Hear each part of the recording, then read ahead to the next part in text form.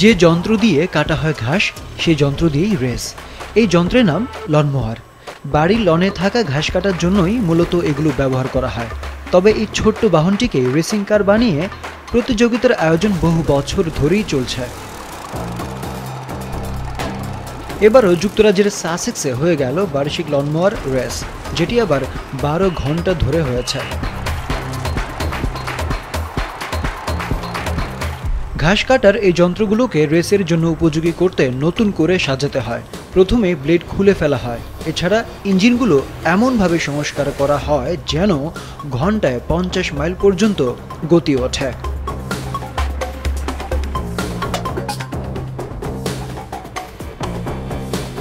এবার অংশ নিয়েছে 40টি দল। যে রেসিং কোর্সে খেলা হয়েছে সেটির দৈর্ঘ্য মোটে 1400 মিটার। মোট 420টি ল্যাপ দিতে হবে সেখানে। যাত্রাপথে একটু এদিক সেদিক হলেই আছে বিপদের শঙ্কা।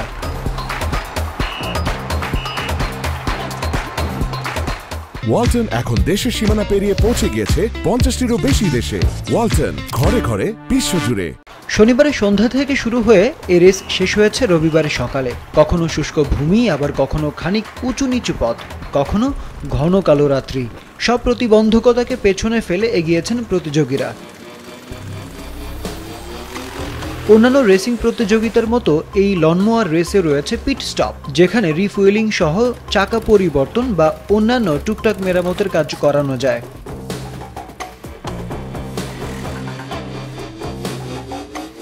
দু 2023-এর পর এবারও লনমোয়ার রেস জিতে নিয়েছে আলফি স্মিথের দল ব্লুজ আই রেসিং। দলের বাকি দুই সদস্য আলফিরই দুই ছেলে কেনি ও মার্শাল স্মিথ।